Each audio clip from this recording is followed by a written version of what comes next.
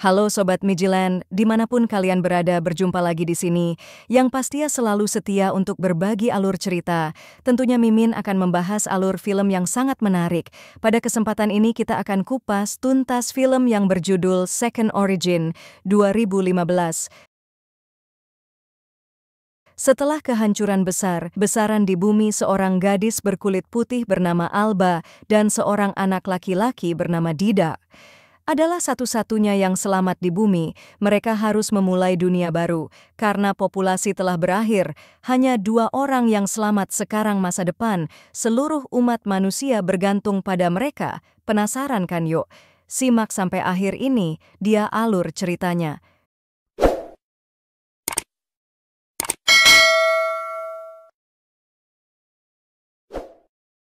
Cerita awal diperlihatkan kondisi wilayah Espanya yang masih tenang, aman, dan juga damai. Namun seorang anak bernama Dida telah memprediksi tentang kemunculan alien. Hanya saja pemerintah menyebarluaskan berita bahwasanya badai yang akan datang hanyalah masalah iklim, sementara Didak sendiri yang sedang memperbaiki mobil bersama sang ayah setiap harinya tidak pernah absen membantu bengkel. Lalu Tony menghampiri Didak sang ayah, menceritakan tentang berita yang disebarkan di radio mengenai badai hanyalah hoax. Penyebab yang mereka ketahui bahwasanya kekacauan terjadi karena kemunculan alien.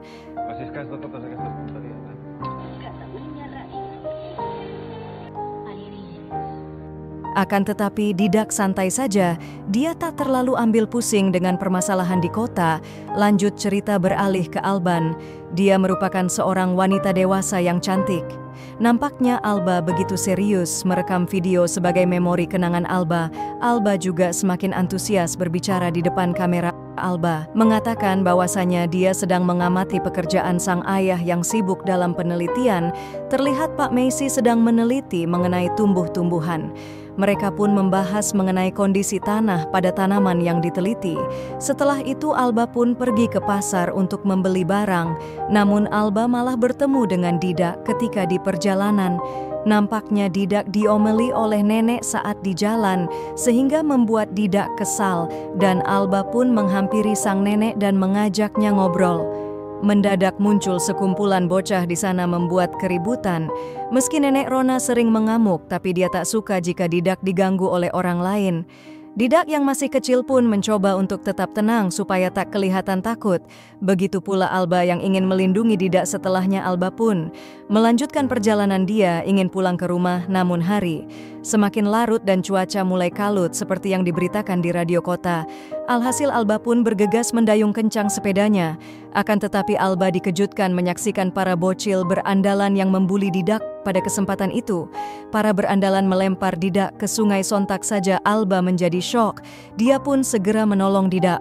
Sialnya Didak malah hanyut ke sungai. Dia sama sekali tak pandai berenang, dan melihat Didak yang terjatuh ke sungai, Alba pun langsung menolongnya.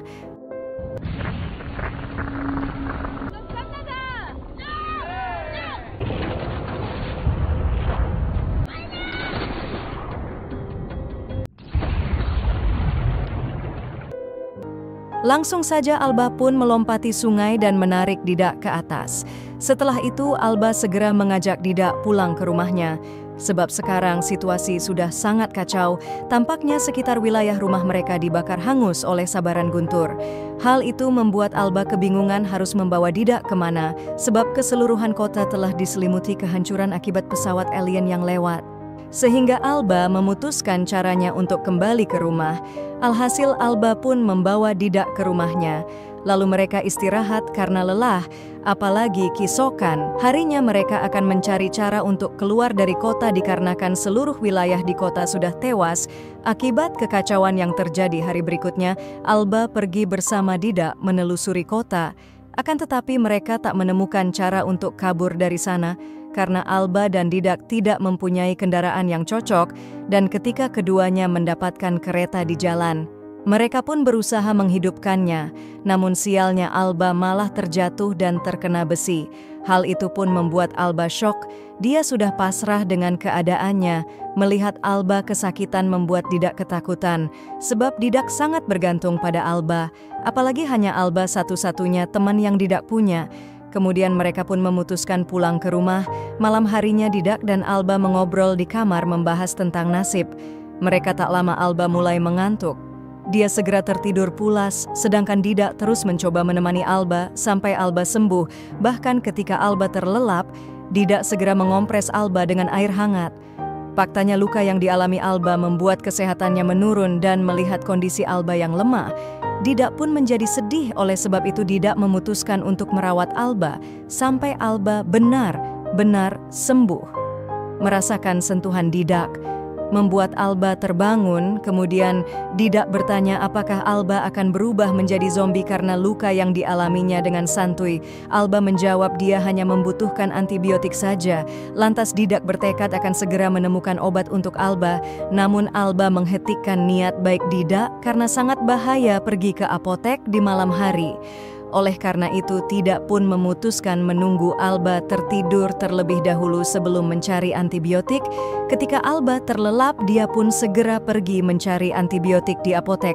Setelah mendapatkan obatnya, Didak pun segera kembali bertemu dengan Alba, dan kemudian Didak mengobati Alba dengan suntikan antibiotik. Alba terbangun dari tidurnya yang panjang. Kemudian Alba pun merasa tubuhnya jauh lebih sehat, dan mendengar suara Alba membuat Didak segera sadar. Langsung saja Didak yang masih bocah memeluk Alba yang sudah dianggap seperti kakaknya sendiri. Namun seiring berjalannya waktu perasaan mereka semakin dalam dan berubah. Alba dan Didak memilih melanjutkan kehidupan mereka dan bertahan di kampung halaman tercinta karena terasa kedua insan telah hidup bersama dalam di waktu yang lama. Abah pun terus mengajari Didak menjadi manusia yang baik. Sebab setiap harinya Didak masih suka sembarangan melakukan sesuatu yang dirasanya wajar. Padahal menurut Alba, perlakuan Didak sungguh nakal sebagai seorang bocah. Hingga perlahan-lahan Didak pun tumbuh menjadi seorang pria dewasa. Hubungan kedua insan juga semakin dekat dan akrab. Oleh sebab itu Didak selaku pria bertanggung jawab bertugas mengumpulkan makanan untuk dirinya. Dan Alba, apalagi kota mereka begitu sepi karena tak ada satupun penghuni, sehingga mereka tak bisa menemukan lapangan pekerjaan. Makanya lah Alba dan Didak berusaha mencari sumber makanan di kebun mereka saja. Setelah mendapatkan bahan makanan, Alba segera memasaknya. Begitu pula Didak yang turut serta membantu Alba menyiapkan hidangan dengan tingkah jahilnya. Didak menggoda Alba yang sedang sibuk. Alhasil suasana romantis tercipta, membuat Didak tergoda, dan dikarenakan Didak sudah dewasa, Didak tak dapat menahan perasaannya lagi. Tanpa aba-aba Didak langsung mencium Alba yang tersenyum tipis sehingga membuat Alba salah tingkah karena telah mendapatkan perlakuan manis dari Didak.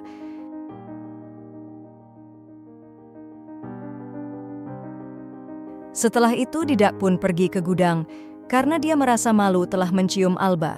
Selanjutnya Didak bersama Alba pergi naik mobil traktor bersama untuk menuju kota.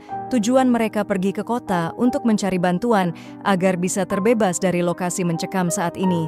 Sebab sudah bertahun lamanya Alba dan Didak terjebak di kota. Akan tetapi semua usaha sia-sia karena di kota lain tetap juga tak ditemukan satupun manusia. Tak lama Alba dan Didak tiba di sebuah stadion olahraga bertepatan di Barcelona. Langsung saja Didak beraksi bermain bola di lapangan yang luas.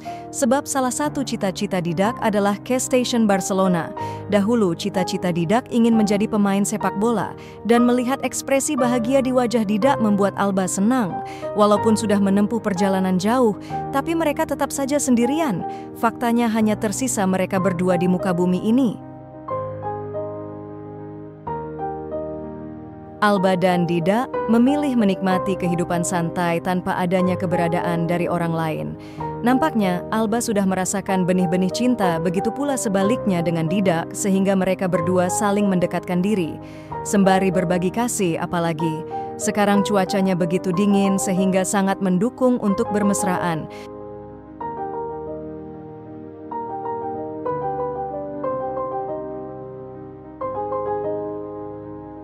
Setelah puas bersenang-senang, Alba dan Didak kembali ke rumah mereka setelah melewati proses yang panjang. Akhirnya Alba hamil. Berita bahagia itu membuat Didak begitu bersyukur karena dia sangat mencintai anak dan istrinya. Dalam beberapa waktu kehamilan, Alba mulai berkembang sehingga Alba memutuskan berhati-hati dalam bertindak dan melakukan pekerjaan rumah Abah. Tidak ingin kandungannya terancam dan mendadak Alba merasakan guncangan besar dari perutnya, sehingga Alba pun meminta Didak untuk membantunya. Menyaksikan kondisi sang istri membuat Didak sangat terkejut. Ternyata Alba sedang mengalami kontraksi, makanya Didak pun bersiap untuk membantu proses persalinan Alba. Mendengar dukungan penuh dari Dika membuat Alba menjadi semakin kuat sehingga Alba berhasil melahirkan bayi kecil mereka.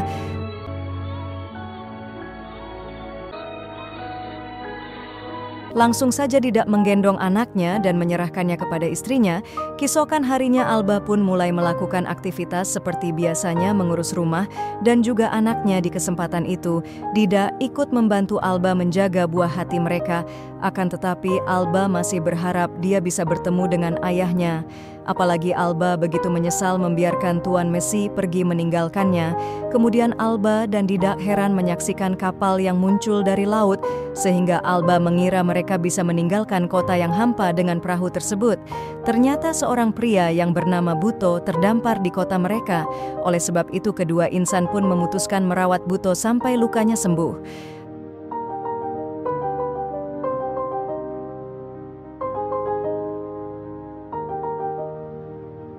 Hari berikutnya, Buto pun berbincang dengan kedua insan, sembari mengakrabkan diri dikarenakan Alba memiliki sifat yang baik. Ia tak menyadari kalau Buto berniat jahat, sebab Buto sendiri datang untuk melakukan tindakan kejahatan pada keluarga Didak.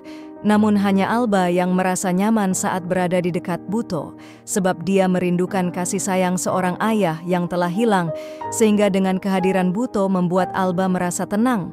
Hanya saja di Didak berpikir lain, ia malah takut rumah tangganya dihancurkan oleh Buto. Terlihat Alba sedang bersantai sembari menyusui anaknya di ruang terbuka. Dari kejauhan Buto secara sembunyi mengintip Alba. Aksi Buto tersebut diketahui langsung oleh Didak, lantas untuk mengaku bahwasanya dia tak bermaksud jahat. Dan di kesempatan itu Buto pun memperlihatkan madu untuk Alba karena Buto kasihan melihat Alba kesulitan mengeluarkan ASI, makanya lah Buto berniat memberikan madu kepada Alba untuk dioleskan di dadanya. Hanya saja Didak tetap curiga, dia berharap Buto bisa segera pergi meninggalkan rumah mereka. Maka dari itu Buto pun terpaksa pergi meninggalkan pulau. Karena sudah diusir oleh Didak, sebelum pergi Buto mengundang Alba dan Didak berkunjung ke kapalnya. Buto beralasan ia sengaja mengundang mereka untuk merayakan acara perpisahan. Tanpa curiga sedikit pun, Alba segera mempersiapkan diri berkunjung ke pesta yang diadakan Buto. Malam harinya mereka bertiga berkumpul di kapal untuk mengadakan pesta langsung saja. Buto pun menawarkan alkohol untuk memeriahkan suasana pesta. Setelah puas berbincang, mereka bertiga pun memutuskan untuk tidur. Namun Alba tak menyangka Buto malah menyerang Didak dengan liciknya. Alhasil Didak pun terjatuh ke laut yang dingin dan dalam. Oleh sebab itu Alba pun segera menolong Didak dari laut.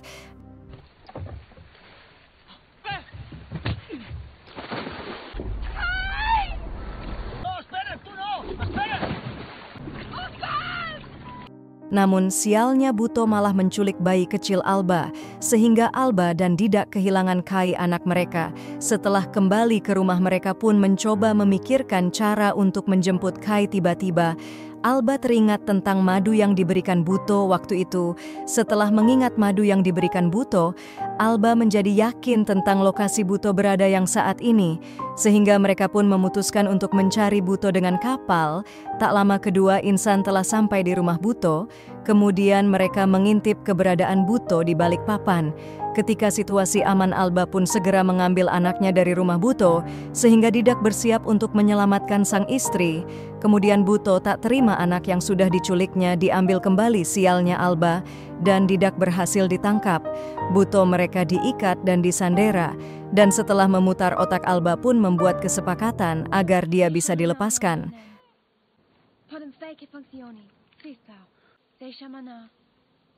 Alhasil Buto membuka ikatan tali Alba dan membiarkan Alba menyusui sembari menyusui Alba memikirkan cara untuk kabur.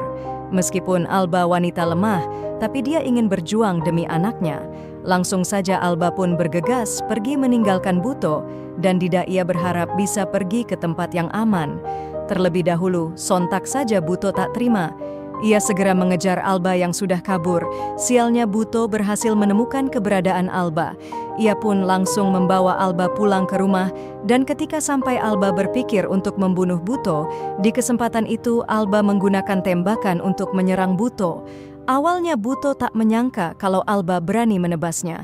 Akan tetapi kenyataan Alba berani menyerang Buto hingga terluka. Hanya saja Buto tak tinggal, diam dia segera menyerang Didak yang berhasil melepaskan diri dari ikatan sehingga mereka serang menyerang agar bisa selamat dari pertarungan itu. Didak mendapatkan luka yang parah di tubuhnya, sementara Buto sudah berhasil dibunuh oleh Didak dan Alba.